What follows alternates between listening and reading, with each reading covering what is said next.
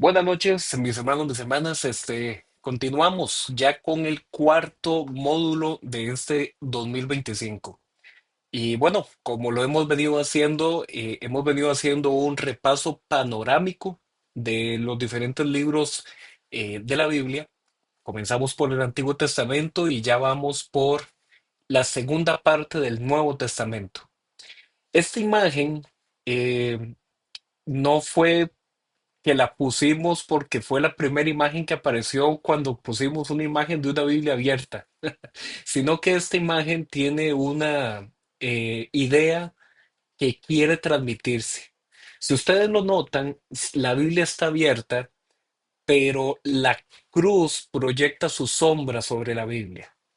¿Qué significa esto? Que cuando nosotros nos acercamos a abrir el Nuevo Testamento, cambian las cosas, porque ahora con la manifestación de Jesús, el Hijo de Dios, la forma en la que leemos la Biblia, la forma en la que interpretamos la Biblia cambia, porque ahora la vamos a interpretar a la luz, o bueno, en este caso a la sombra, de lo que es la cruz de Cristo.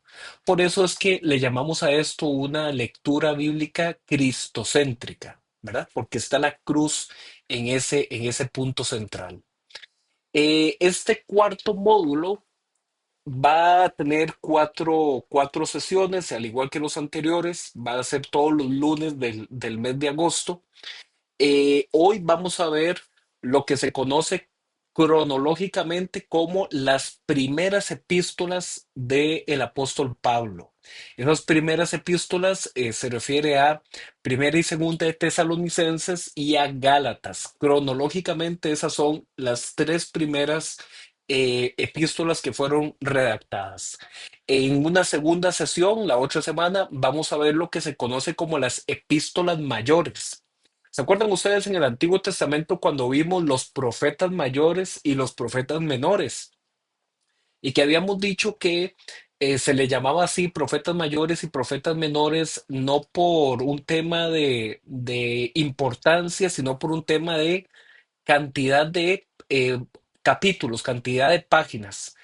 Entonces, a estas epístolas mayores, ¿cuáles vendrían a ser? Estamos hablando de Romanos, estamos hablando de Primera y Segunda de Corintios, que son epístolas que en comparación con todas las otras que tienen cinco, cuatro, seis capítulos, estas epístolas son mucho más grandes. Entonces, vamos a dedicar una clase solo para ver esas epístolas mayores y luego en la tercera sesión estaríamos viendo lo que se conoce como las epístolas desde la prisión, ¿verdad? Aquellas que Pablo escribió ya después de que había hecho sus viajes misioneros y ya él estaba preso por causa de Jesucristo, así es como él mismo lo describe. Y él desde ahí llegaban hermanos a visitarlo de las iglesias que él había fundado en sus viajes misioneros y le traían problemas, básicamente, ¿ah? Le traían a decir, vea, Pablo, es que en la iglesia está pasando esto y esto y esto, ¿qué podemos hacer? Y entonces, esas cartas que se llaman así, las epístolas desde la prisión, buscan eso, buscan mandar instrucciones a esas primeras iglesias.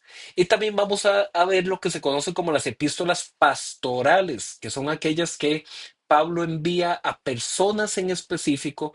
Ahí entra, por ejemplo, Primera y Segunda Timoteo, ahí entra, por ejemplo, Filemón, ahí entra, por ejemplo, Tito, que Pablo las escribe con instrucciones personales. Y en una cuarta sesión vamos a estar viendo un repaso general de las epístolas de Pedro, que son dos, las epístolas de Juan, que son tres, pero son bien cortitas, y lo que se conoce como las epístolas generales. Así es que, como pueden ver, la gran cantidad de tiempo vamos a estar hablando de Pablo, del apóstol Pablo, porque el apóstol Pablo fue el autor de 13 de estas cartas del Nuevo Testamento.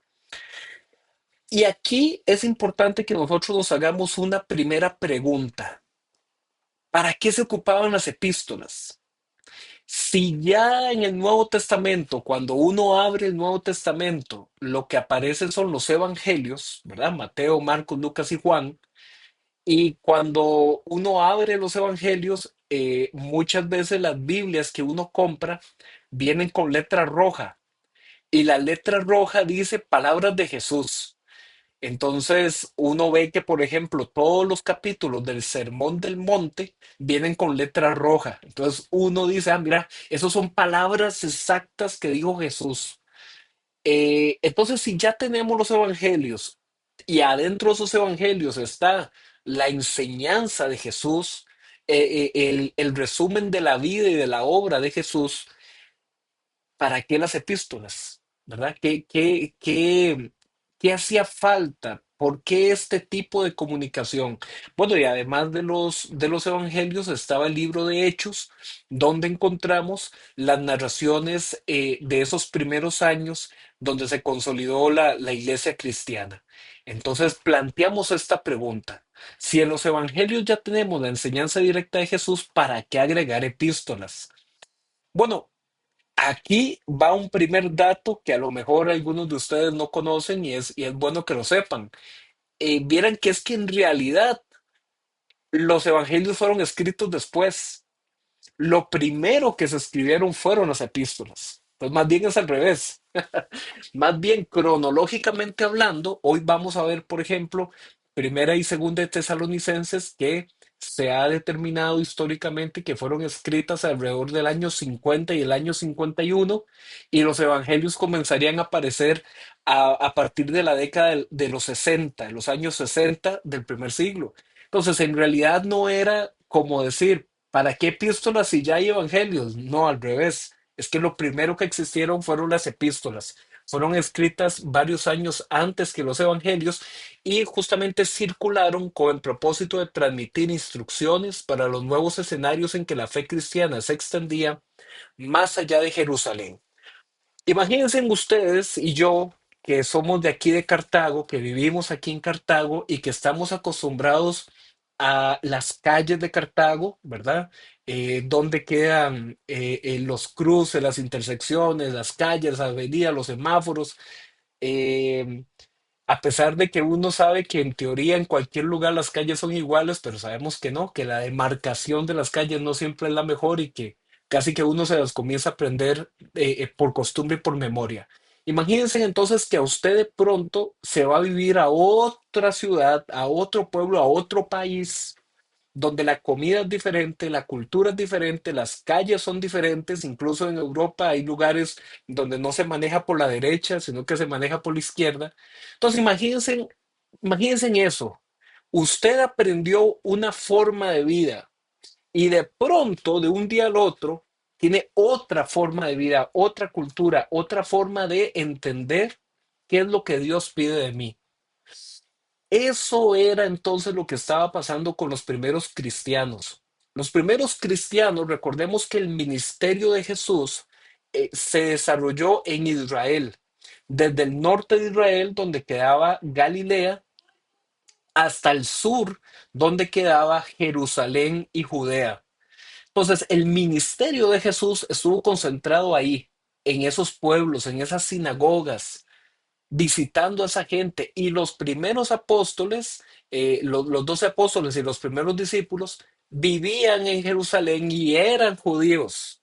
Entonces ellos tenían una cultura, tenían una forma de ser, una forma de orar, una forma de alabar, ¿verdad? Tenían toda una forma de acercarse a Dios. De pronto llega Jesús en el libro de los Hechos y les dice lo que ya hemos venido viendo anteriormente. Jesús les manda y les dice, esperen la promesa que viene de parte de mi Padre, viene el Espíritu Santo y el Espíritu a ustedes les dará poder para ser mis testigos en Jerusalén. Hasta ahí todo bien, es mi cultura, es mi lenguaje, es mi forma de ser. Ok, me van a ser testigos en Jerusalén, me van a ser testigos en Judea, me van a hacer testigos en Samaria. Ya ahí no me gustó tanto porque los samaritanos no nos llevamos muy bien. Y cuarto lugar, me van a hacer ustedes testigos hasta lo último de la tierra. Eso, mis hermanos, generó un montón de problemas, un montón de dificultades, porque entonces donde estos evangelistas llegaban, que era otra cultura, otro lenguaje, otro pueblo, muchas veces la gente no les entendía el mensaje y los judíos que estaban en esos otros pueblos más bien les hacían la guerra, ¿verdad? Se oponían, los trataban a ellos de falsos maestros, los expulsaban de las sinagogas, a Pablo lo apedrearon, a Pablo lo persiguieron, en una ocasión lo tuvieron que bajar escondido en unas canastas porque lo iban a matar. La cosa no estaba fluyendo de la forma en la que tal vez románticamente uno piensa que iba a suceder. Entonces, ¿por qué las epístolas? ¿Para qué las epístolas? Porque esa misma situación comenzó a multiplicarse en varios lugares. Entonces la fe cristiana iba creciendo y surgían problemas. Y entonces, por ejemplo, le decían a Pablo, Pablo, vea, tenemos aquí un problema. Y es que hay hermanitos que comen carne y hay otros hermanitos que no comen carne. Y los que comen carne se burlan de los que sí comen y los que no comen acusan a los que sí y entre los que sí y los que no están en un puro bochinche. Pablo, ¿qué hacemos? Y entonces Pablo tiene que escribir dando instrucciones porque ese problema de comer o no comer carne en Jerusalén no era problema, porque en Jerusalén todos eran judíos, nadie comía chancho. Entonces, eso no era problema. Pero ahora de pronto están en Corinto, están en Atenas, están en un contexto griego, sí es problema eso. Entonces, en los evangelios eso no venía, porque en los evangelios era la actividad ministerial de Jesús en Israel. Entonces, ¿para qué se ocupan las epístolas? Para entender cómo se adapta el mensaje del evangelio, que ese no cambia, pero cómo se adapta las aplicaciones de ese evangelio a las culturas diferentes. Y entonces por eso vamos a ver que Pablo manda instrucciones diferentes dependiendo el lugar, pero nunca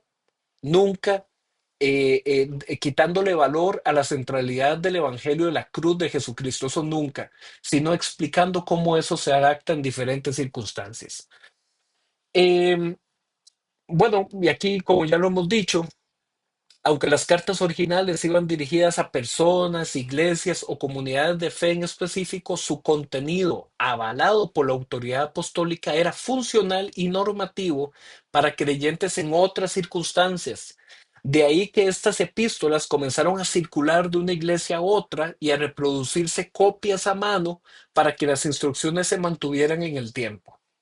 Ok, alguien podría interpretar diciendo, bueno, si la carta era a los Efesios, ¿de para qué la leemos aquí en Costa Rica 20 siglos después si era a los Efesios en aquella época? ¿O para qué leemos a los Gálatas si eso fue hace tantísimos años y nosotros no somos de la provincia de Galicia? ¿Qué es lo que pasa? Que es que estas cartas tenían la autoridad apostólica. Estas cartas de Pablo, estas cartas de Juan, estas cartas de Pedro, tenían la autoridad apostólica para que estos apóstoles de a de veras, estos apóstoles de verdad, que tenían esa autoridad delegada por Jesús, eso es lo que significa que sobre esta piedra edificaré mi iglesia y entrego las llaves del reino. Eso es lo que significa que Jesús le delegó a ellos esa autoridad, a ellos, para establecer los fundamentos de la iglesia. Por eso es que Pablo escribió en Efesios que el Señor mismo constituyó primeramente a unos apóstoles. ¿Ok? A eso se refiere, a que fue a ellos a los que les dejó esa autoridad. Entonces, aunque la carta iba dirigida a los efesios, a los gálatas, a los colosenses, con el tiempo se fue entendiendo que esas cartas contenían revelación de Dios para la vida de todos los cristianos y comenzaron a hacerse copias. Y entonces los de Gálatas decían, bueno, yo quisiera saber qué fue lo que Pablo le dijo a los efesios. Vaya alguien allá y haga una copia y me la trae y nosotros mandamos una copia de aquí para allá y fueron circulando esas cartas y hasta el día de hoy hay miles de copias manuscritas de lo que fueron esas primeras cartas. Los originales no, eso no se tiene. O sea, lo original, lo que uno puede decir, vea, esta fue la primera, la que Pablo dictó. No, eso no se tiene. Lo que tenemos son miles de copias que los encargados de traducción bíblica lo que hacen es que se ponen a comparar miles de copias y comienzan a darse cuenta si miras que todas dicen casi lo mismo. Hay algunas que tienen una tilde, una coma, una palabrita de más, una palabrita de menos, pero en la esencia todas estas traducciones bíblicas, mis hermanos, son traducciones muy, muy completas de lo que procede de ahí. Hay algunos, como les digo, algunas palabras, algunas cosas que quizás en el último módulo puedo hacer ahí un repaso de algunos versículos que están en unos manuscritos, no están en otros, pero que no atentan de ninguna forma con la centralidad del mensaje general. O sea, podemos hablar de que el 99% de nuestro Nuevo Testamento es similar de una copia a la otra. De hecho, que me parece que la diferencia eran 18 versículos, o sea, palabras adentro de 18 versículos. Es muy poquito, ¿verdad? Lo que es la diferencia. Ok, ahí de eso lo podemos ver después. Hablemos un poquito del apóstol Pablo, ya que vamos a estar hablando de las epístolas de Pablo, hablemos un poquito de Pablo. Esta imagen es una pintura, perdón, una pintura en óleo. Es muy famosa por una característica escondida, más o menos, digamos, que tiene. Yo se las encerré aquí en un círculo, porque hay veces que cuando uno ve esta pintura así de primero, no nota, digamos, un mensaje como escondido, un mensaje como subliminal, que el pintor original de esto en 1620 quería dar ahí como un mensaje. ¿Ya lo vieron? No sé si ya lo notaron. No sé si logran identificar que Pablo está escribiendo, o es evidentemente la pintura lo que quiere representar, y Pablo está como viendo el rostro de Jesús crucificado. No sé si lo logran ver, como el reflejo de Jesús crucificado en la mesa. La idea que quería transmitir ese pintor era que estas cartas Pablo las hizo eh, con Jesús en la mente, viendo a Jesús, ¿verdad? Lo que él había recibido. Entonces, me pareció un detalle bonito de esta pintura y por eso se las quise compartir. Pablo era una persona muy, muy única, podríamos decirlo, ¿verdad? Porque si bien es cierto, él había nacido fuera de Israel, sus padres eran judíos. Entonces Pablo tenía la cultura grecorromana porque él nació y creció sus primeros 12 años de vida fuera de Israel, hay un lugar que se llama Tarso. Tarso, como lo indico por aquí, Tarso era la capital de la provincia romana de Cilicia, eh, pero había sido fundada como un estado griego. Por eso era que Pablo tenía, entonces también tenía la cultura griega, pero tenía la ciudadanía romana. Y los estudiosos, esto que voy a decir no está en la Biblia, pero es algo que era normal en aquella época, era que a los 13 años, cuando ya los judíos pasan por una ceremonia donde los constituyen como si fueran ya mayores de edad, ¿ok? De los 12 a los 13 años, que Pablo entonces fue enviado desde Tarso hasta Jerusalén a ser estudiante de Gamaliel, ¿verdad? Que era uno de los principales rabinos que había en aquella época. Entonces, vean la combinación que hay en la vida de un Pablo. Él nace fuera de Israel, crece con otro tipo de culturas. En Tarso habían como digamos, universidades donde se enseñaba filosofía. O sea, era un lugar en aquella época de mucha filosofía, de mucho pensamiento. Pero también él estudió toda la cultura rabínica de los judíos y eso lo hizo convertirse en lo que él mismo denomina fariseo de fariseos. Entonces él era un grandísimo estudioso y en cuanto a las tradiciones, era súper estricto. Era súper estricto. Y él era tan, tan, tan estricto con el judaísmo que cuando salió al cristianismo, él dijo a estos falsos maestros, a estos herejes, hay que condenarlos y hay que callarlos y hay que echarlos presos o hasta matarlos. Por eso es que la primera vez que se habla de Pablo en el libro de los Hechos era como Pablo el perseguidor de la iglesia, porque Pablo estaba tan convencido de que él quería acercarse a Dios por medio del judaísmo que se hizo fariseo de fariseos. Se considera, según los estudiosos e historiadores, que Pablo tenía una edad similar a la de Jesús. Eh, que por ahí, que se considera, como lo hemos visto en unos módulos anteriores, que Jesús nació alrededor del año 4 antes de Cristo, ¿verdad?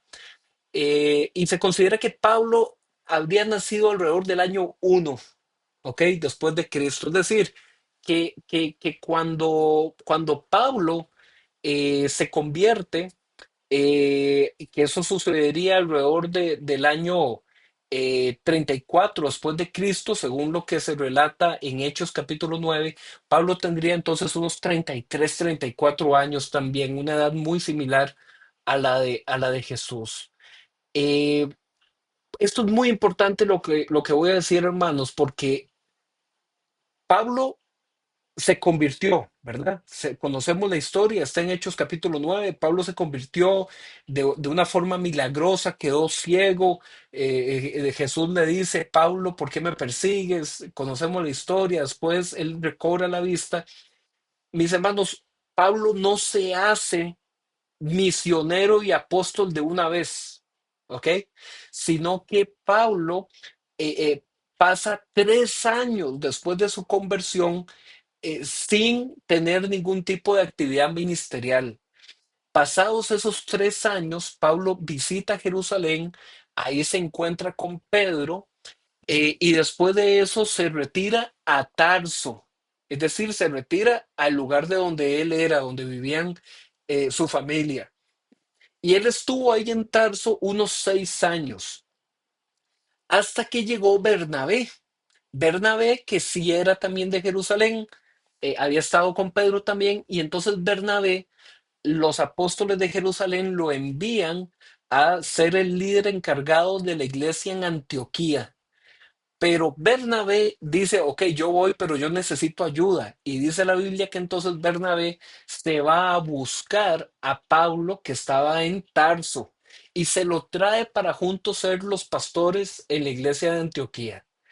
Ahí Pablo ejerce su ministerio de enseñanza en la iglesia de Antioquía alrededor de un año, y ahí es donde él inicia su primer viaje misionero alrededor del año 47. Y si dijimos que Pablo nació en el año 1, entonces vean mis hermanos qué interesante. Pablo se hace misionero en sus viajes hasta los 47 años aproximadamente, ¿ok? Porque a veces nosotros por las películas a veces lo leemos así como de a corrido, de un capítulo al otro, y sentimos como que, ah, mira, Pablo se convirtió de una vez, hizo misionero. No, en realidad, Pablo se inició como misionero unos 14 años después de su conversión. Y a partir de ahí, Pablo pasaría los siguientes 17 años aproximadamente en viajes misioneros, en donde varias veces estuvo preso, estuvo estableciendo iglesias, estuvo nombrando ancianos, estuvo sufriendo persecución, hambre, naufragios, de todo. Por eso era que Pablo decía, todo lo puedo en Cristo que me fortalece. Esa era una frase que él dijo en Filipenses, refiriéndose a que él había aprendido en esos 17 años como misionero a vivir en cualquier condición. Si le tocaba dormir en el suelo, si le tocaba en un barco, salir huyendo, a pedradas o estar preso, él decía, todo lo puedo en Cristo que me fortalece. ¿Ok? Y se considera que alrededor del año 64, después de Cristo, es cuando a Pablo lo ejecutan mediante la decapitación. ¿Por qué matan a Pablo en el año 64? Es decir, murió más o menos a unos 64 años de edad. Por qué terminan matando a Pablo? ¿Cuál fue gravedad o el crimen tan grave que hizo Pablo. Bueno, en el año 64 después de Cristo, eh, ahí estaba de emperador Nerón, ¿ok? Nerón era el César, Nerón era el emperador, y ese fue el año en que Roma fue incendiada. Muchos historiadores consideran que fue Nerón el que quería actualizar el palacio. Nerón quería cambiar el palacio, pero como no le estaban dando pelota, entonces mandó a quemar el palacio para tener la justificación de construir uno nuevo más grande.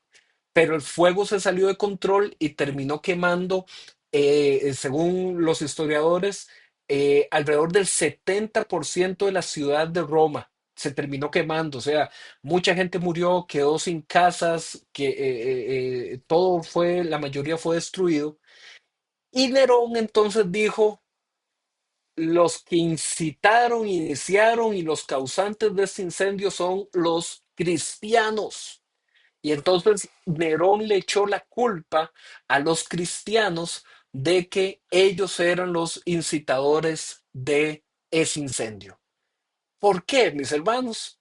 Porque ellos hicieron una interpretación literal de las enseñanzas cristianas, como le pasa a mucha gente en la actualidad. Sí o no que la Biblia dice que el mundo iba a ser enjuiciado por medio del fuego, ¿cierto? Eso está en Primera de Pedro, donde dice que el juicio de Dios vendría por medio del fuego. Hay diferentes pasajes en el Nuevo Testamento que hablan eso, ¿verdad? Del fuego del juicio de Dios. Y además hay también muchos pasajes que hablan de que Roma era la ciudad de la bestia, era la gran prostituta, que Roma era el enemigo, ¿verdad? Entonces, claro, ellos dijeron, esa gente que predica en contra de nosotros, esa gente que dice que su Dios los va a castigar con el fuego, ellos fueron los que hicieron el incendio. Y entonces la culpa recayó sobre los cristianos y en Roma estaba Pablo, que era uno de los principales líderes cristianos. Primero mataron a Pablo y un par de años después mataron a Pedro, también en Roma. Eh, Esa fue, digamos, una de los principales detonantes del por qué terminaron matando a estos apóstoles, y por qué la tenían en contra de los cristianos.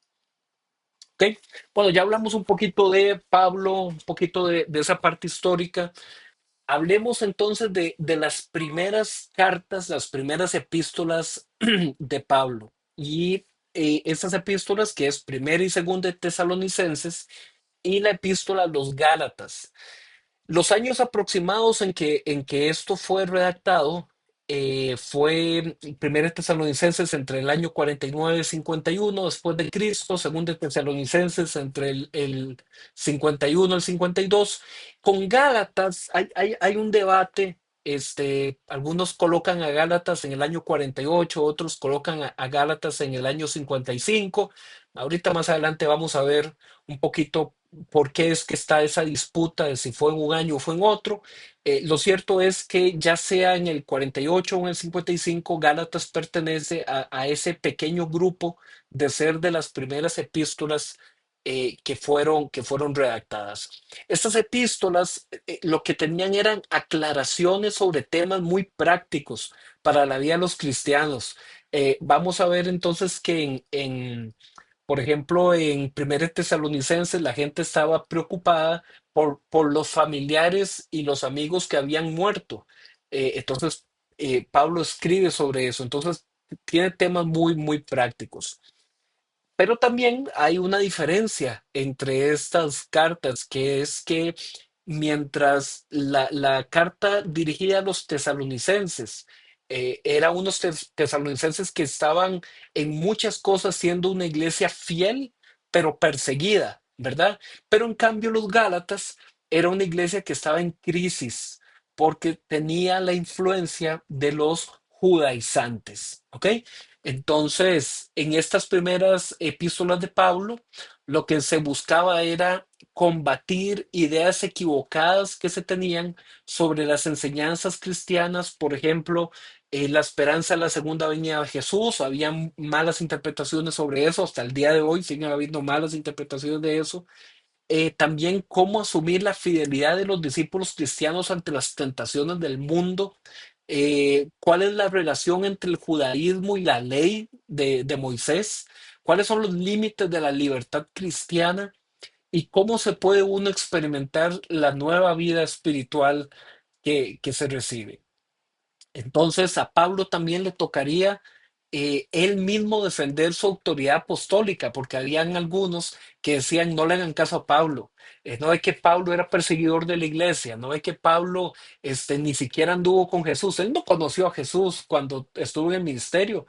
A Pablo no le hagan caso, Pablo es un apóstol de segunda categoría. ¿Ok? Había gente que acusaba a Pablo de esa forma, entonces Pablo también tiene que defender que su ministerio es un ministerio recibido por parte de Dios. No fue que a él un día se le ocurrió y dijo, bueno, yo voy a ser apóstol. Y eso es de lo que se ve en primera y segunda de Tesalonicenses y en Gálatas. Eh, Evidentemente, pues no vamos a leer por tiempo todas estas cartas. Ahí yo se las dejo a ustedes de tarea de que las lean, de que las estudien. Pero sí quisiera enseñarle como algunas características generales. Por ejemplo, a nivel del origen, si bien es cierto, Pablo es el autor principal de estas epístolas, pero vean qué interesante, él también menciona a Timoteo y a Silas, o en algunas traducciones dice Silvano, como compañeros ministeriales o, muy importante, como testigos de que verdaderamente esto que él estaba escribiendo eran realmente las palabras fieles de lo que él había dicho. Esto es muy importante porque Timoteo había sido enviado a supervisar la iglesia de los tesalonicenses. Entonces era muy importante para Pablo mencionar que él está mandando esta carta y que la está mandando junto con Timoteo y junto con Silas, que eran sus colaboradores ministeriales. Muy posiblemente, de acuerdo a los viajes misioneros que se ven en el libro de los Hechos, eh, Tesalonicenses fue escrita cuando Pablo estuvo alrededor de un año y medio en Corinto. Entonces, muy posiblemente cuando él estaba en Corinto, según los historiadores, es cuando dirige estas epístolas a los tesalonicenses. Y aquí también quisiera hablar de algo muy interesante, que es respecto al tema de la redacción como tal. ¿Verdad? Porque en esa época, mis hermanos, no era como en la actualidad de que nosotros tenemos cuadernos, libretas, resmas de papel o tenemos medios digitales y que escribir para nosotros no es ningún tipo de problema. Tenemos lapiceros, lápices, crayones, marcadores, etcétera, etcétera. Tenemos muchas cosas. En esa época no. En esa época mandar una carta era complicado. ¿Por qué? Porque las tintas no eran tan buenas, las plumas no eran tan buenas, los papeles no eran tan buenos. Y entonces, para tener uno como la seguridad de que la carta iba a ir bien escrita para que la entendieran muy bien, entonces las cartas se dictaban. Y los que escribían las cartas eran secretarios profesionales o escribas profesionales a los que se les llamaba amanuenses, ¿ok? Entonces uno dice coloquialmente, ¿verdad? Uno dice lo que escribió Pablo. Bueno, lo más correcto sería decir lo que Pablo dictó, ¿verdad? Porque el que lo escribió así con tinta pluma en un pergamino es alguien, en la mayoría de los casos, anónimo. Sí hay un par de cartas de Pablo, ahí después lo vamos a ver, donde Pablo indica quién escribió materialmente, o sea, físicamente quién escribió mientras él dictaba. Esto no le resta, mis hermanos, de ninguna forma autoridad, porque lo que tiene autoridad es el mensaje, ¿verdad? Pero sí es importante considerar eso, que eran estos escribas los que ya ponían el mensaje redactado como tal. Eh, si uno lee Hechos capítulo 17 versículo del 1 al 10, las Biblias traen un titulito arriba Y esa es una sección de la Biblia donde en muchas Biblias dice alboroto en Tesalónica, ¿verdad? Pablo realmente tuvo que estar poco tiempo constituyendo la iglesia de los tesalonicenses. Dice la Biblia que él llegó ahí a Tesalónica, que él entró a la sinagoga de los judíos y que él comenzó a predicar los sábados, ¿verdad? Que él se esperaba los días de reposo, los Shabbat, y ahí era donde él comenzaba a predicar que Jesús era el Cristo, es decir, que Jesús era el Mesías. Pero ¿por qué se hizo el alboroto en Tesalónica? Porque de los judíos comenzaron a decir, suave, suave, suave, aquí esta gente está convirtiendo tanto a judíos como a gentiles hacia este tal Jesús. Y entonces comenzaban a acusar a Pablo de que Pablo era promotor de otro rey. ¿Ok? Y entonces decían estos judíos en Tesalónica, eso es una traición política porque solamente hay un rey que es el César y este Pablo está enseñando que hay otro rey y que solo a ese otro rey hay que servir. Entonces a Pablo le dieron persecución y lo buscaron para matarlo, entonces tuvo que salir huyendo de Tesalónica. Entonces ahí él estuvo poco tiempo. Eh, ¿Qué dice es la carta tesalónica o la primera carta a los tesalonicenses? Es como un resumen de lo que Pablo les manda a ellos a dar instrucciones porque como él tuvo que salir rápidamente, él mandó a Timoteo a supervisar cómo estaba esa iglesia. Timoteo, vaya a ver porque como tuvimos que salir espantados de ahí, vaya a ver si esa gente se mantuvo en la fe, vaya a ver si esa gente realmente está creyendo el mensaje del Evangelio en Jesús. Entonces, Timoteo fue, Timoteo regresó y Timoteo le contó a Pablo qué estaba pasando ahí. Y entonces Pablo manda esta carta de nuevo. Entonces la carta inicia, ¿verdad? Con un saludo donde Pablo les recuerda, ¿verdad? A ellos lo que fue su conversión, su testimonio, de que se mantengan constantes. Voy a leerles un poquito. Aquí tengo 1 Tesalonicenses capítulo 1. Vea cómo Pablo inicia, ¿verdad? Pablo, Silvano o Silas y Timoteo. Es decir, los tres se colocan como los remitentes de la carta y luego vienen los destinatarios de la carta. Dice a la iglesia de los tesalonicenses, unida a Dios el Padre y al Señor Jesucristo, gracia y paz a ustedes. Y vea lo que sigue diciendo, dice, siempre damos gracias a Dios por todos ustedes cuando los mencionamos en nuestras oraciones. Es decir, hay veces que a nosotros nos preguntan, pero eso de orar por la gente y así, decir el nombre y eso, bueno, es porque encontramos ese modelo en la Biblia.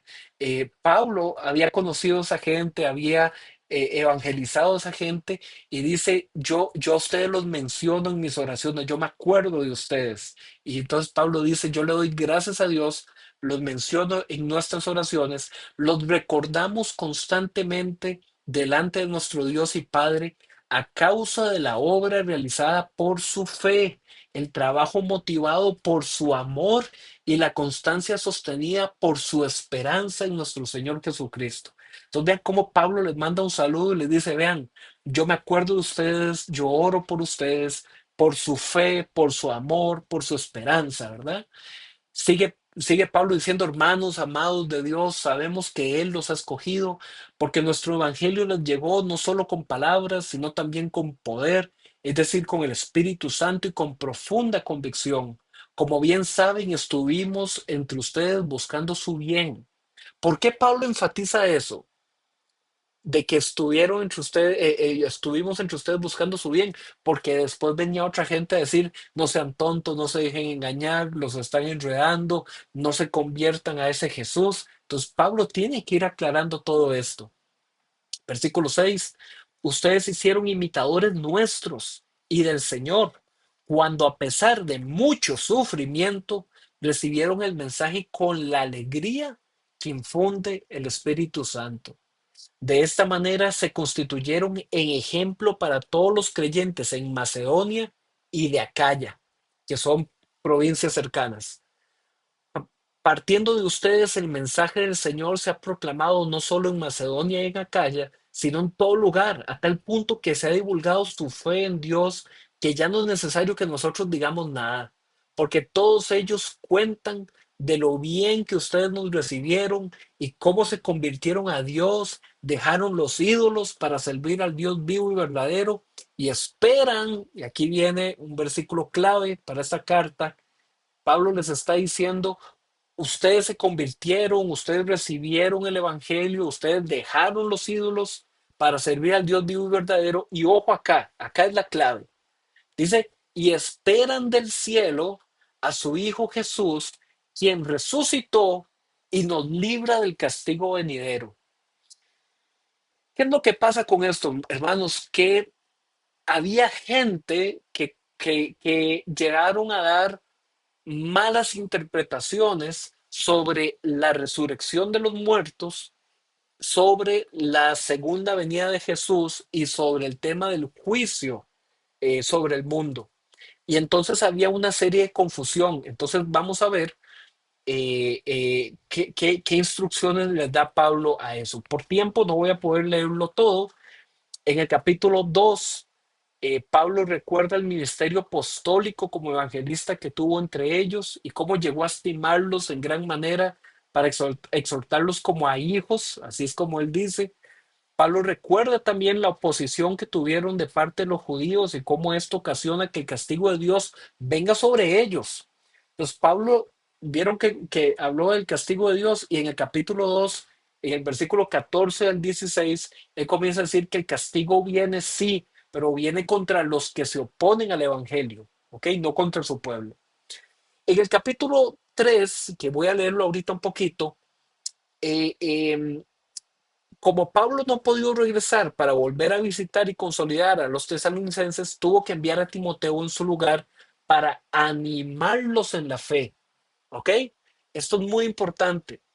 Y Timoteo, cuando regresa a Pablo, le informa que los tesalonicenses están firmes en el Señor. Entonces, son versículos muy bonitos que vamos a leer aquí rápidamente en el capítulo 3.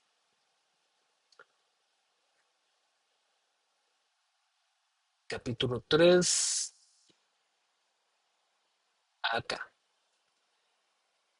Ven lo que dice Pablo, por cuanto cuando ya no pudimos soportarlo más, pensamos que era mejor quedarnos solos en Atenas.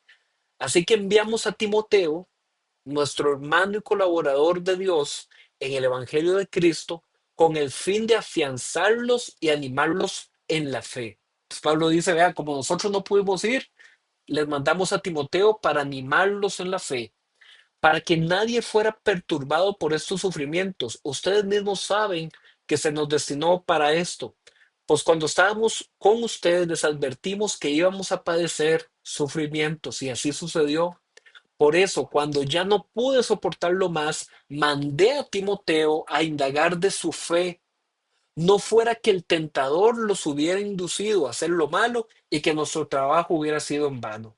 Entonces Pablo les manda a decir, vea, yo no puedo ir ahorita, estoy aquí, tengo persecución, tantas cosas, pero mandé a Timoteo a animarlos en la fe, a ver ustedes cómo estaban. Y luego viene el informe de Timoteo. Entonces Timoteo fue y regresó y entonces dice, ahora Timoteo acaba de volver de Tesalónica con buenas noticias de la fe y del amor de ustedes. Qué cosita más linda, ¿verdad?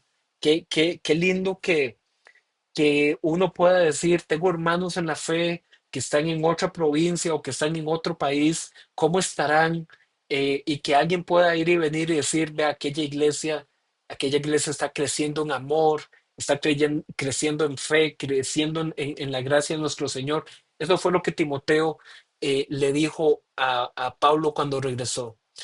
Nos dice que conservan gratos recuerdos de nosotros y que tienen muchas ganas de vernos, tanto como nosotros a ustedes. Por eso, hermanos, en medio de todas nuestras angustias y sufrimientos, ustedes nos han dado ánimo por su fe. Ahora sí que vivimos al saber que están firmes en el Señor. Vean el corazón de Pablo. ¿Cómo podemos agradecer bastante a nuestro Dios por ustedes y por toda la alegría que nos han proporcionado delante de Él día y noche? Le suplicamos que nos permita verlos de nuevo. Y esto es clave, este es otro versículo que vamos a subrayar. Pablo añoraba volver a visitar a esta gente. Vea para qué en el versículo. Dice, nos permita ir, nos permita verlos de nuevo para suplir lo que falta a su fe. Mis hermanos, mis hermanas, esto es el discipulado. Ustedes vieron que arriba Pablo manda a decir, vea, Timoteo fue y vino y nos dijo que ustedes están firmes en el Señor, que ustedes están con la fe y todo. Pero a pesar de eso, Pablo llega y dice, sí, pero vea, yo quisiera todavía estar entre ustedes para suplir lo que falta a su fe. Hermanos, hermanas, todos nosotros tenemos mucho que consolidar, todos nosotros tenemos mucho que aprender. Así como Pablo le escribió a estos tesalonicenses de que todavía a ellos les faltaba suplir la fe, ¿verdad? A nosotros nos falta también y para eso son estos espacios, para esos que nos seguimos congregando, adorando, aprendiendo de la palabra, porque nos hace falta suplir la fe, ¿ok? Consolidar la fe. Entonces, esto es algo que Pablo todavía seguía así él orando. Y ahí continúan los agradecimientos y que él los quiere ir a ver. Pero ahora entremos al capítulo quizás más polémico de esta carta, que es el capítulo 4, ¿verdad? De Primera de Tesalonicenses. En el capítulo 4, perdón, Pablo les recuerda que ellos deben mantener un modo de vida que agrada a Dios. Así dice en el versículo 1. Y que eso es por medio de la santidad. Y esto significa que ellos tienen que apartarse de la inmoralidad sexual. Así dice, así dice en esta versión, que es la versión, nueva versión internacional. Vean que ahí dice el titulito, la vida que agrada a Dios. Y vean lo que dice aquí en el versículo 3 y 4. Dice, la voluntad de Dios es que sean santificados, ¿ok? Que se aparten de la inmoralidad sexual. Ahora, ¿qué es lo que pasa? ¿Por qué este, como les dije ahorita, es un versículo o es un capítulo ahí un poco polémico? Porque si nosotros nos vamos a otras versiones, como por ejemplo, voy a abrir aquí un toquecito, la Reina Valera,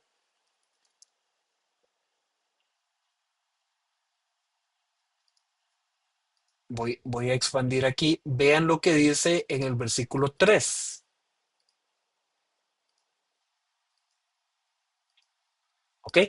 Entonces, a la izquierda, obviamente ya se ve un poquito más pequeño, pero a la izquierda, que es la nueva versión internacional, dice, la voluntad de Dios es que sean santificados, que se aparten de la inmoralidad sexual.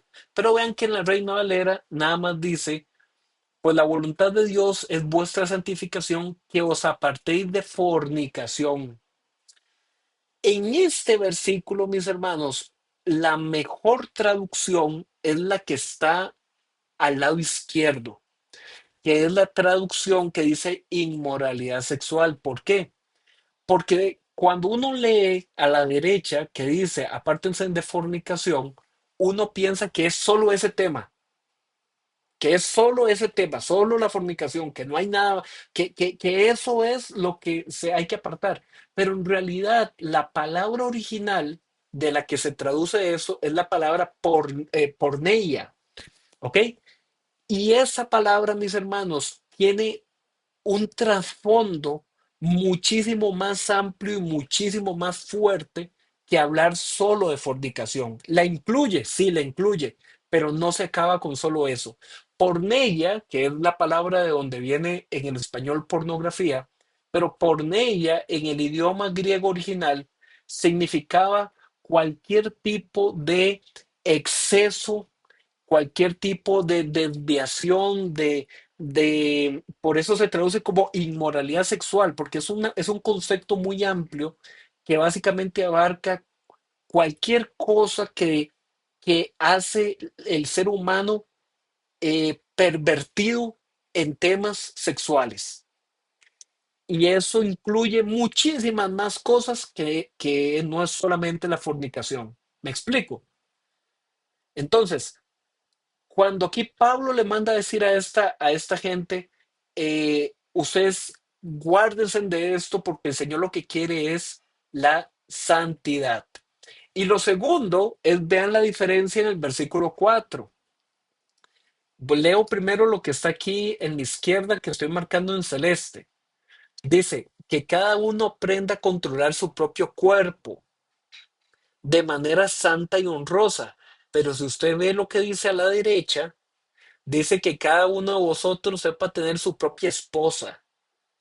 Entonces uno dice, suave, suave, suave, ¿qué pasó ahí? ¿Verdad? ¿Por qué traducciones ahí tan diferentes? En una me dice mi propio cuerpo y en otra me dice la esposa. Bueno, en realidad, y como pueden ver aquí, hay una nubecita de texto que dice alternativamente trate a su esposa o consiga esposa. En el idioma original, mis hermanos, que aquí les puse la palabrilla, cheus o keus, es una palabra griega que realmente lo que significa es un vaso de vajilla. Entonces uno dice, "Ey, ¿qué es eso tan raro? Que cada quien aprenda a cuidar su propio vaso, ¿verdad? Suena como raro, ¿ah?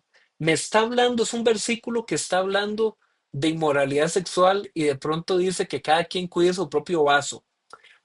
Dice, hermanos, eso es como cuando voy a decir una palabra, una frase coloquial así de pueblo, este, pero yo creo que todos ustedes me la van a entender.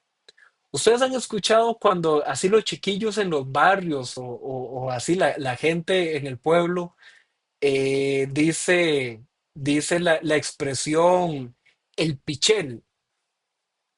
Vean el pichel de tal persona. ¿Han escuchado ese término? Cuando la gente dice así, el pichel, ¿a qué se refiere? Me imagino que lo que he escuchado, ¿no? El pichel. Eh, la gente se refiere a la cara, ¿verdad? Ven en la cara aquel, ven en el rostro aquel. Pero ¿por qué en vez de decir cara, por qué dicen pichel? Bueno, porque es que decirlo así es una forma coloquial, es una forma evidentemente más vulgar, pero es coloquial en vez de decir rostro. Entonces, ¿qué es lo que pasa aquí en este versículo de la Biblia? Que en este versículo él está diciendo, vea, apártense de toda inmoralidad, cada quien cuide su propio vaso. Entonces aquí hay diferentes versiones. Hay gente que, como pueden ver en estas traducciones, dice, ah, bueno, es que hay otro versículo que dice que el vaso más frágil o la copa más frágil es la esposa. Entonces pusieron ahí esposa, pero la palabra original es vaso. Eh, pero la traducción de la izquierda es una traducción, se considera más apropiada. Cada quien cuide su propio cuerpo, ¿ok? Y dice que cuide su propio cuerpo de una manera santa y honrosa.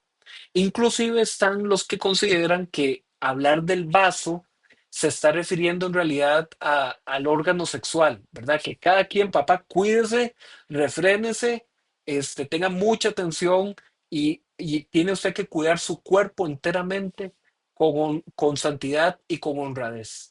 Entonces, vean qué interesante y qué fuerte este mensaje al que Pablo le está escribiendo a estos tesalonicenses. ¿Por qué? Porque era una cultura donde todo ese tipo de excesos era avalado, era permitido, era algo que la gente hacía. Ok, vamos a volver por acá a estos otros versículos. Ok, déjenme hacer aquí un poquito más ahí. Ok. Sin dejarse llevar por los malos deseos como hacen los paganos que no conocen a Dios. Que nadie perjudique a su hermano ni se aproveche de él en este asunto. El Señor castiga todo esto como ya hemos dicho y advertido. Dios no nos llamó a la impureza, sino a la santidad. Por tanto, el que rechaza estas instrucciones no rechaza a un hombre, sino a Dios, quien da a ustedes su Espíritu Santo. Entonces veamos cómo en esta sección Pablo está hablando de la importancia, mis hermanos, de guardarse de todo tipo de inmoralidad, ¿ok? De todo tipo de inmoralidad, guardarse en santidad, en amor fraternal. Eso es a lo que estos versículos entonces nos están llamando. Un segundo.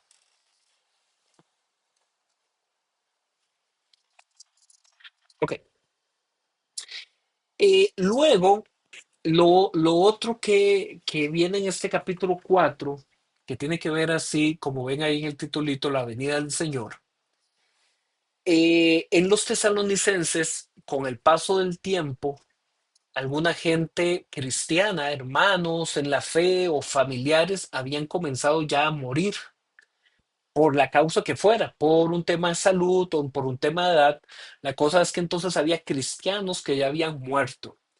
Y entonces ellos tenían confusión en las ideas porque ellos decían, bueno, si mi tío, mi tía, mi primo o un hermano, si ellos murieron, entonces significa que ellos se perdieron la venida del Señor.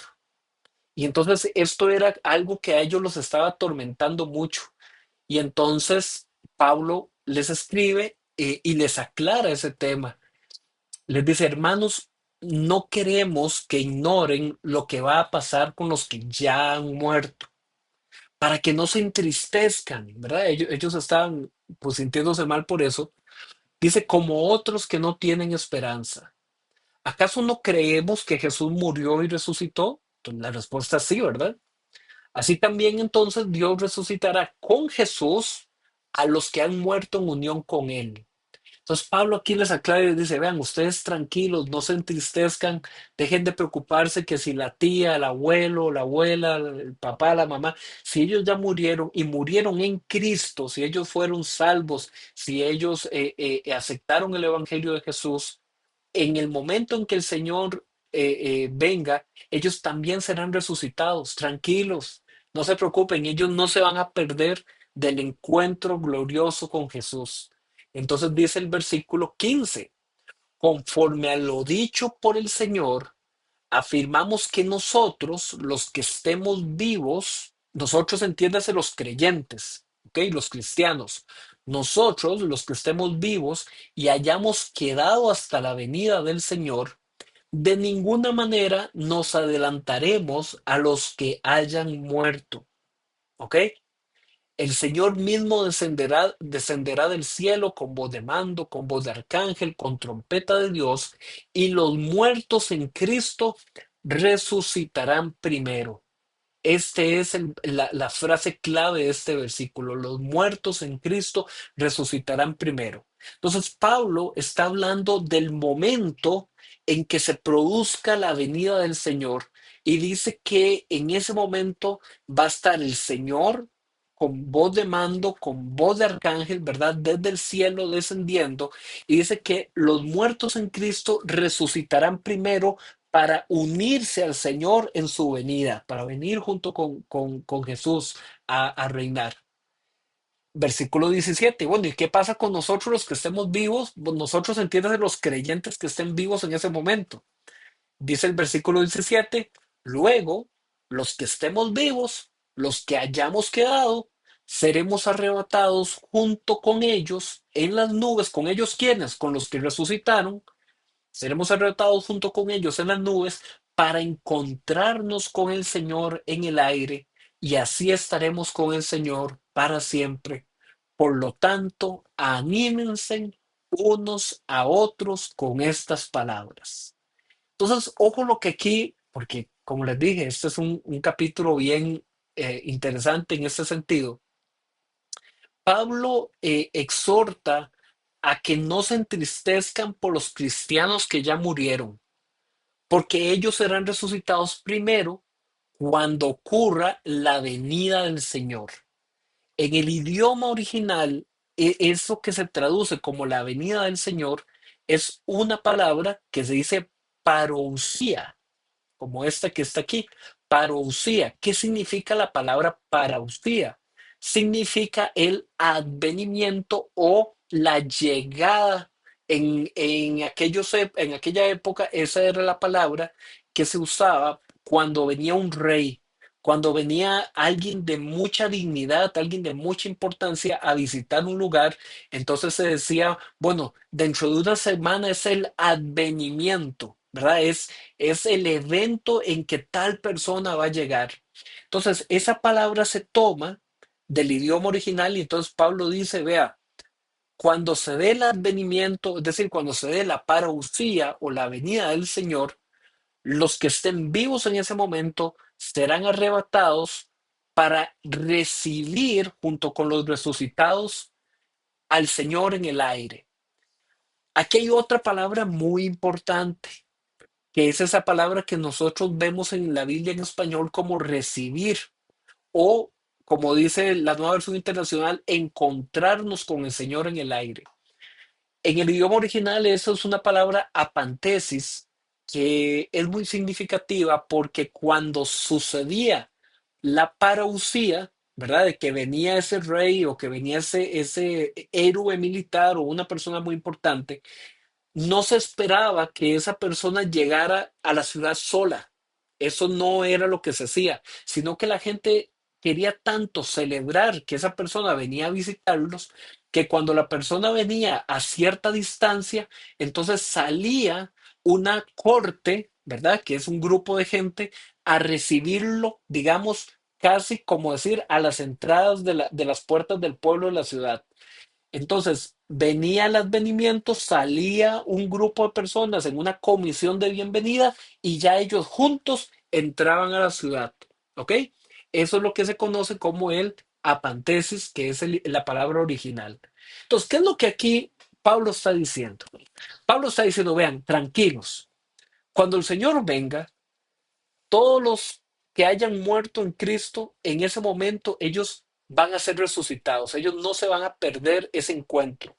Y los que estén vivos en ese momento se van a unir a esta primera población de gente resucitada y van a recibir al Señor, se van a encontrar con el Señor en su venida y así estarán con Él para siempre. Y ahí comenzará ya totalmente la plenitud del reino de Dios en el cielo nuevo y en la tierra nueva. ¿Ok?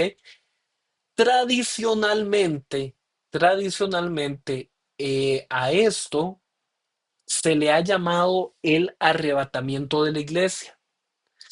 Sin embargo, mis hermanos, y esto está en la Biblia, como lo acabamos de estudiar y ustedes lo acaban de ver, ¿qué es lo que no está en la Biblia? Y que muchas veces ustedes van a escuchar que la gente lo enseña en YouTube, en televisión, en canales, ¿verdad? Evangélicos, en libros, en de todo. Lo que en la Biblia no está, y por eso les quiero tomar este tiempito para explicar este tema así con mucho detalle, es que hay mucha gente que interpreta que esto que yo acabo de leer tiene una distancia de 7 años, ¿ok? Y que entonces el arrebatamiento sucede, como decir, ahorita sucede hoy, y que hasta dentro de 7 años es cuando Jesús viene a la tierra junto con su pueblo resucitado. Ok, eso, mis hermanos, así, en esos términos, eso no aparece en la Biblia. Eso no está en la Biblia. Lo que aparece en la Biblia es esto que estamos estudiando ahorita, que en el momento en que el Señor venga, los que estén muertos, cristianos, hijos de Dios muertos, serán resucitados en ese momento y que los que estén vivos en ese momento se unirán a los resucitados para encontrarse con el Señor en la nube, en el aire y quedarse con el Señor ya reinando para siempre. Como lo dice ahí, para siempre. No habla la Biblia de que en medio de eso haya 7 años de diferencia. Eso no viene. Entonces, quería enseñárselos así con mucho detalle. Yo sé que tal vez ustedes dicen, wow, ¿qué es eso? Nunca lo había escuchado, o quizás algunos sí lo habían escuchado. Tranquilos que en el siguiente módulo, ¿ok? En el módulo que vamos a tener en el mes de octubre,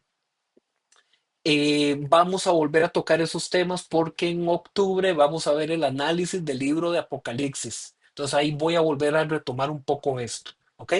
Pero lo que sí les quiero enseñar es que aquí en Tesalonicenses, en el capítulo 4, que es donde se habla del arrebatamiento, se entiende que el arrebatamiento es un suceso que acontece en la segunda venida, ahí mismo, de forma simultánea, que no hay 7 años de por medio.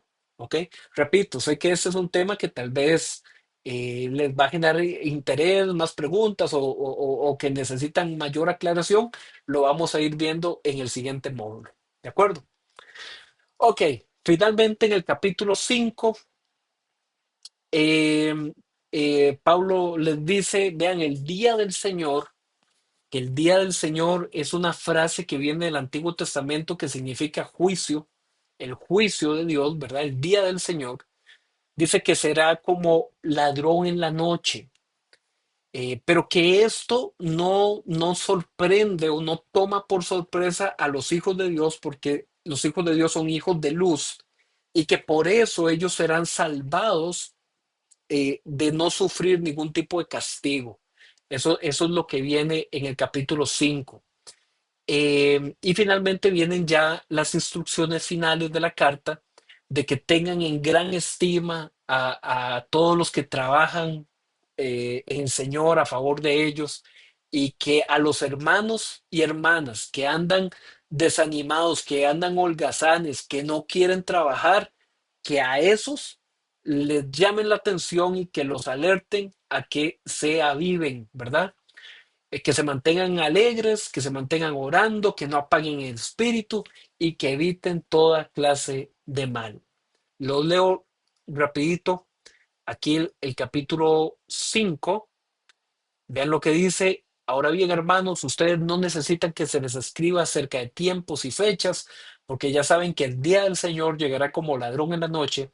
Cuando la gente esté diciendo paz y seguridad, vendrá de improviso sobre ellos la destrucción. Como llegan los dolores de parto a la mujer embarazada, de ninguna manera podrán escapar. Ustedes, en cambio, hermanos, no están en oscuridad para que ese día los sorprenda como un ladrón. Ustedes son hijos de luz y del día, no somos de la noche ni de la oscuridad.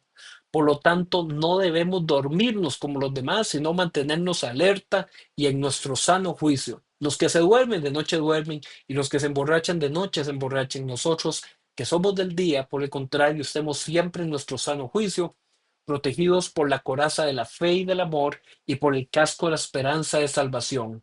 Pues Dios no nos destinó a sufrir el castigo, sino a recibir la salvación por medio de nuestro Señor Jesucristo. Él murió por nosotros para que en la vida o en la muerte vivamos junto a Él. Por eso, anímense y edifíquense unos a otros como lo vienen haciendo.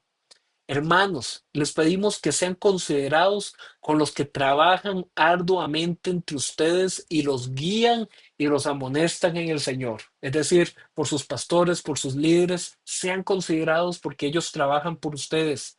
Versículo 13, téngalos en alta estima, ámenlos por el trabajo que hacen, vivan en paz los unos con los otros. Hermanos, también rogamos que amonesten a los holgazanes, que estimulen a los desanimados, que ayuden a los débiles y que sean pacientes con todos. Vean qué importante estas instrucciones que el Señor le dio a esa iglesia y también a nosotros. Al amonestar a los holgazanes, estimular a los desanimados, ayudar a los débiles. Claro que siempre van a haber hermanos más débiles en la fe que otros, gente que necesita ser animada, estimulada. Mis hermanos, eso siempre así, así son las familias y la familia de la fe también es así.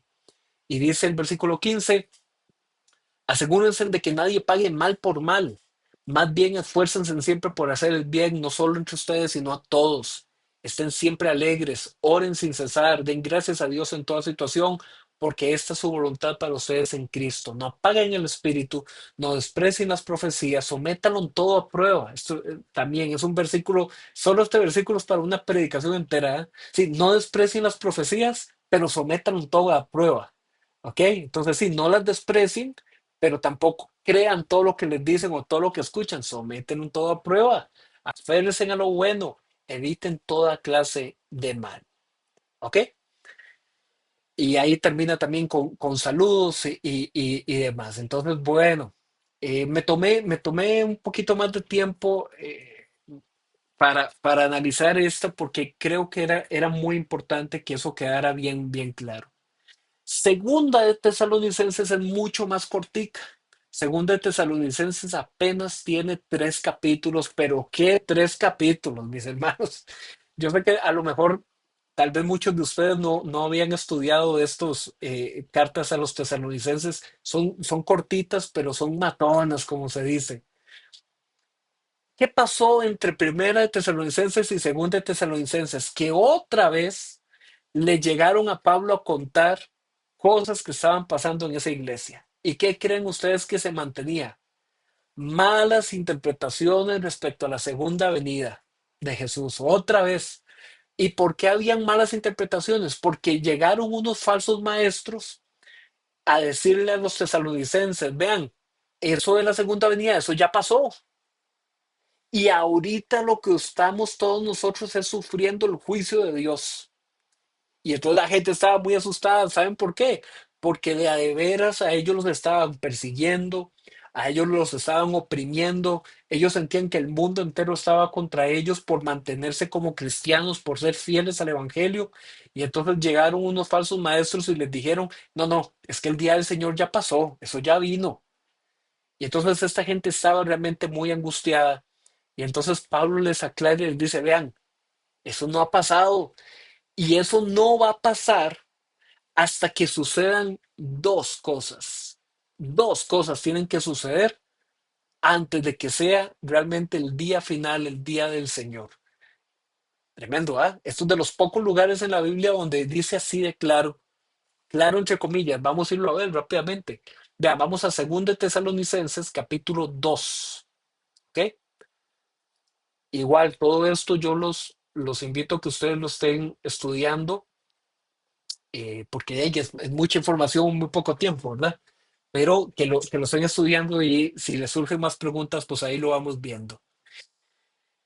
Entonces, repito, esta gente seguía con estas dificultades de interpretación respecto a la segunda venida y entonces vean lo que Pablo les manda a decir. Les dice, ahora bien, hermanos, en cuanto a la venida de nuestro Señor Jesucristo y a nuestra reunión con Él, esto es como Pablo básicamente diciendo, hey, ¿se acuerdan lo que les mandé el año pasado? Porque la diferencia entre primera y segunda Tesalonicenses es de un año.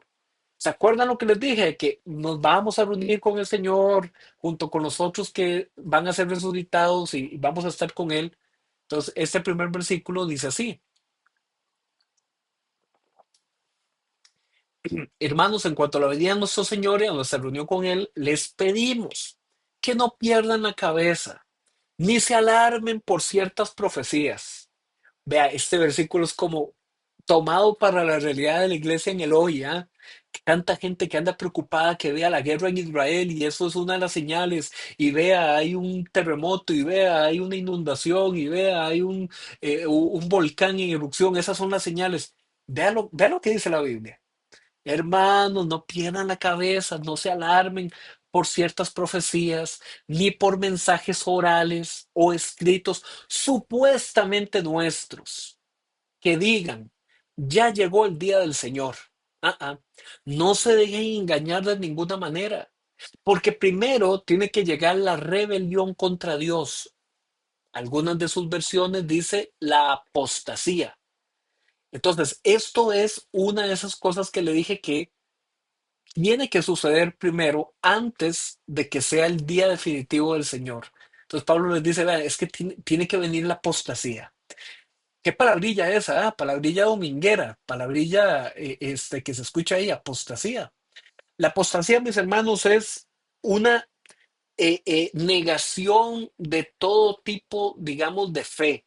No solamente de la fe cristiana, sino en general de todo tipo de fe.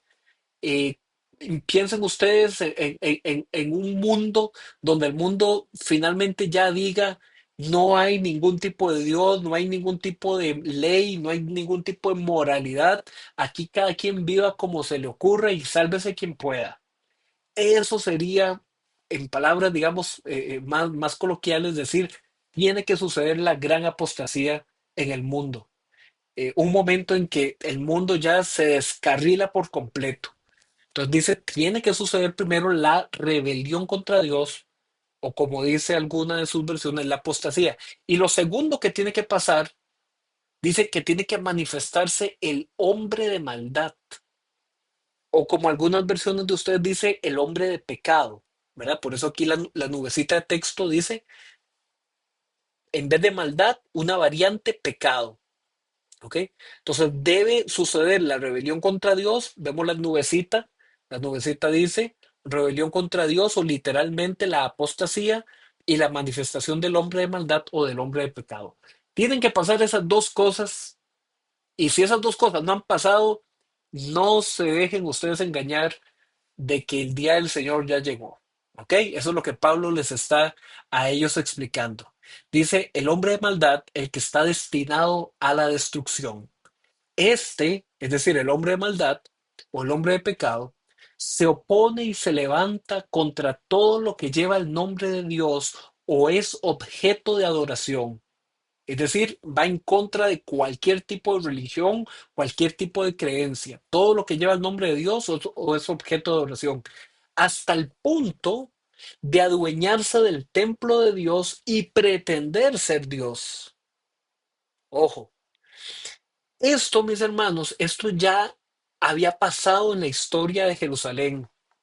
En la historia de Jerusalén había, se había dado lo que se llama la abominación desoladora. Eso ya había pasado, que fue cuando un general griego del imperio griego que se llamó Antíoco, eso ustedes lo pueden buscar ahí más información, Antíoco Epífanes, ese era el nombre, y esto pasó, eso no está en la Biblia, eso está en los libros de historia judía.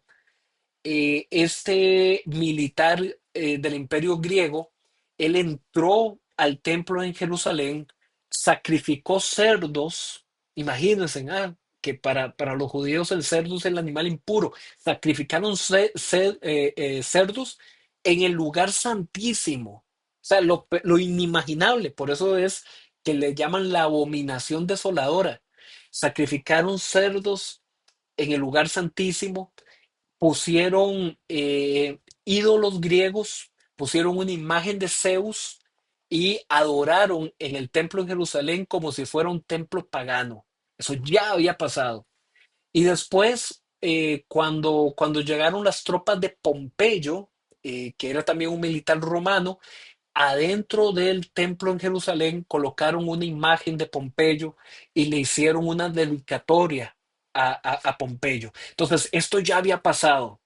¿Ok? Entonces, cuando ellos oyeron esto, ellos ya entendían, opa, o sea, nos está hablando Pablo de que antes de que venga el día del Señor, tiene que suceder toda esta maldad, tiene que levantarse la apostasía, tiene que levantarse este hombre de pecado, este hombre de maldad, a tal punto que es como que otra vez nuestro templo sagrado va a ser profanado.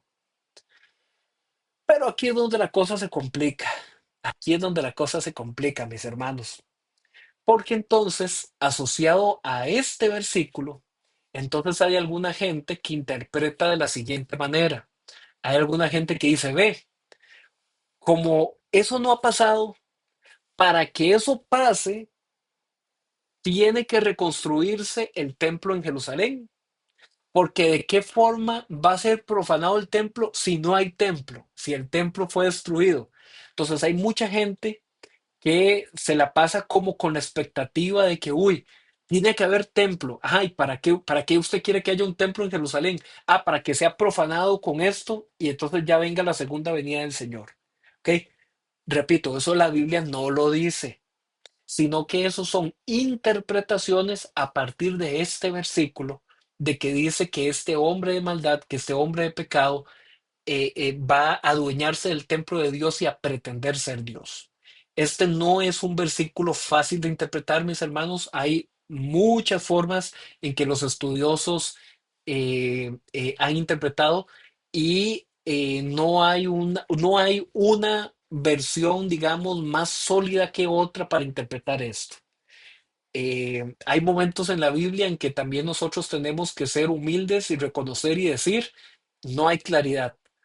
Ellos la tenían, sea, los primeros lectores, los tesalonicenses, ellos entendieron esto a la perfección.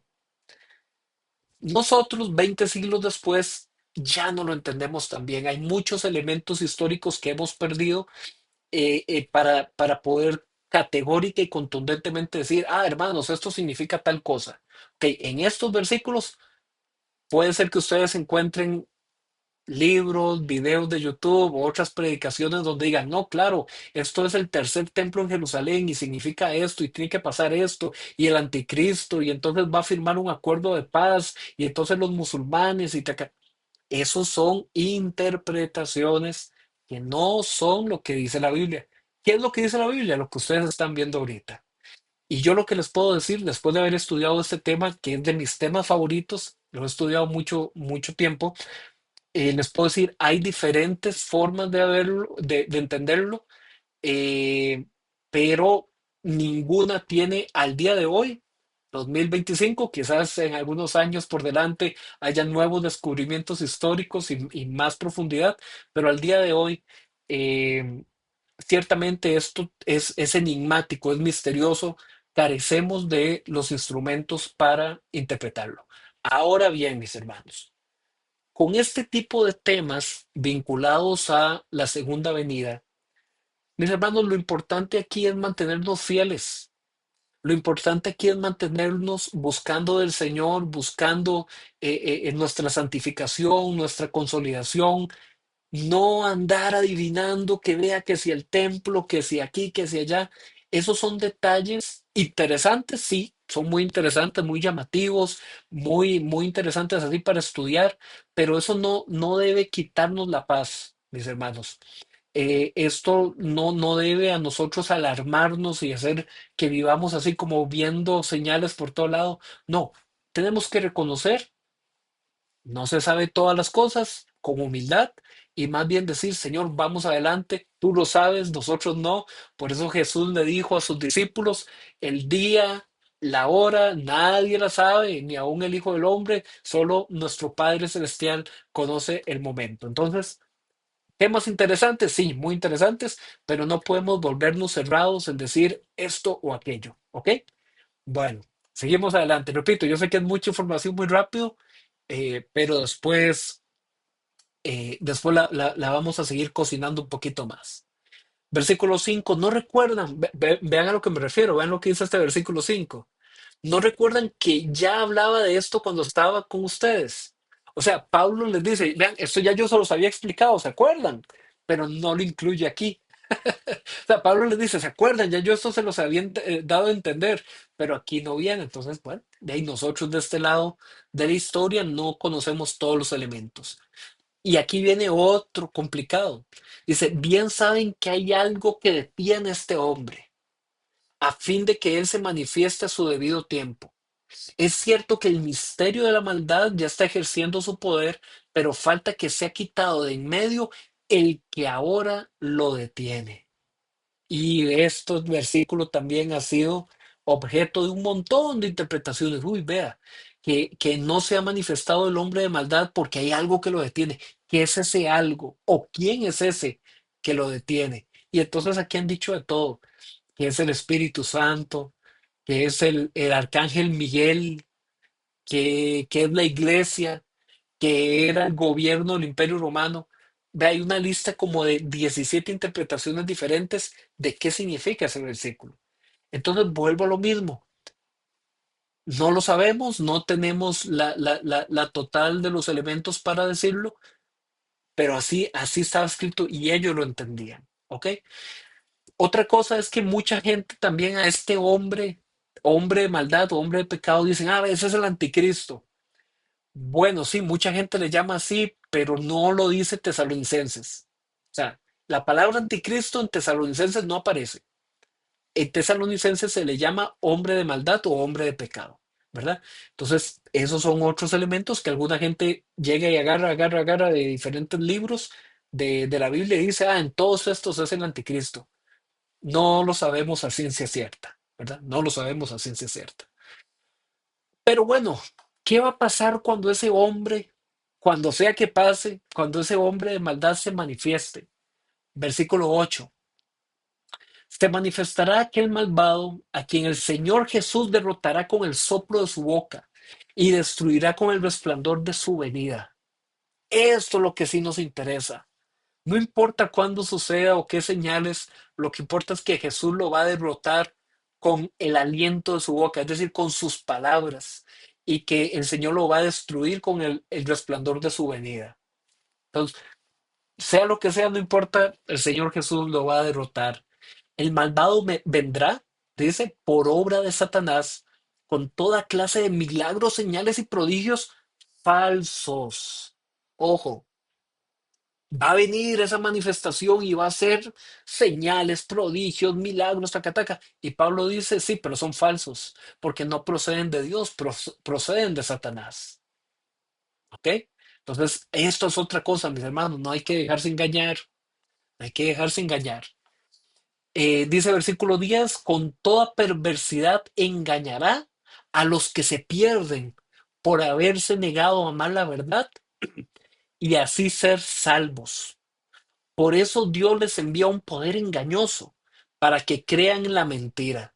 Así serán condenados todos los que no creyeron en la verdad, sino que se deleitaron en la maldad. Nosotros, en cambio, nosotros es los creyentes, los cristianos, los hijos de Dios.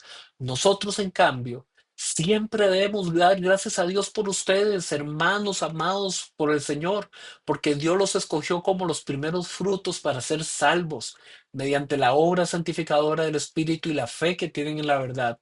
Para esto Dios los llamó por nuestro evangelio, a fin de que tengan parte en la gloria de nuestro Señor Jesucristo. Así que, hermanos, sigan firmes y manténganse fieles a las enseñanzas que oralmente o por carta, vean cómo Pablo pone al mismo nivel las enseñanzas orales o por carta que hemos transmitido. Que nuestro Señor Jesús, Jesucristo mismo y Dios nuestro Padre, que nos amó y por su gracia nos dio consuelo eterno y una buena esperanza, los anime y fortalezca su corazón, para que tanto en palabra como en obra hagan todo lo que sea bueno. ¿Ok? Entonces podemos ver cómo en esta primera y segunda de Tesalonicenses, mis hermanos, hay muchísimos temas. Hay muchísimas cosas para aprender, para masticar, para ser edificados. Y podemos entonces decir que aquí hay una contribución teológica para el estudio. Teológica significa eso, el estudio de la Biblia. ¿Y cuál es esa contribución? Bueno, que estas epístolas presentan una aclaración sobre malas interpretaciones entre los creyentes, sobre la resurrección futura de los muertos y sobre el encuentro con Cristo de los creyentes que estén vivos al momento de su venida. Entonces, ¿para qué nos sirve primera y segunda de Tesalonicenses? Bueno, para muchas cosas, pero en especial para aclarar estos temas. La gente tenía confusión sobre la resurrección, sobre los muertos, sobre la venida de Jesús, cuándo va a pasar. Primera y segunda de Tesalonicenses nos da un aporte en ese sentido. Punto número dos, se pone en claro que esa expectativa de cuándo va a pasar eso, no debe generar ansiedad en la iglesia, ni mucho menos despreocupación por la vida en este mundo. O sea, ni un extremo ni el otro. Ni entonces, uy, como cualquier momento ya va a pasar, ya va a pasar. Entonces, me desentiendo del mundo o vivo con una ansiedad pensando en las señales y en la venida y en el arrebatamiento y todo eso, ¿ah? No, esto no debe generar ningún tipo de ansiedad. Incluso había gente que ya no quería trabajar o estudiar porque para qué si ya el mundo se iba a acabar. Punto número tres, los cristianos están llamados a vivir en santidad aún en medio de las persecuciones y sufrimientos por la oposición del mundo. Que pase lo que tenga que pasar, cuando sea que tenga que pasar, el Señor lo sabe, nosotros estamos llamados a vivir en santidad. Y entonces el gran aporte teológico de esta carta es sobre las doctrinas de la escatología, así se le llama a esto, que es el estudio de los últimos tiempos según la Biblia. ¿Ok? Vean, mis hermanos, seguía el análisis del libro, la epístola a los Gálatas, pero ya el tiempo se nos acabó por hoy. Y no quisiera ponerme a ver los Gálatas de una forma así en carrera, porque esta es una carta demasiado buena también. Les dejo un adelantico nada más. La carta, la epístola o la carta a los Gálatas es la epístola de la libertad cristiana, la libertad que nosotros tenemos en Cristo. A los Gálatas habían llegado falsos maestros a decir que si no era por medio de guardar la ley de los judíos, no se podía ser cristiano y no se podía ser salvo. Y Pablo de una vez contraataca ese mensaje y dice, para nada, ese es otro evangelio, ese es un evangelio falso, nosotros en Cristo tenemos libertad. Entonces la otra semana iniciamos mejor con Gálatas para no correr, para no hacerlo a la carrera y así lo vamos viendo bien. Si usted puede y yo lo animo a que lo haga, tiene una semana para leerse Gálatas. Son 6 capítulos. Sí, es más, son 5. No, seis capítulos, sí. Son 6 capítulos. Eso se lee en una hora.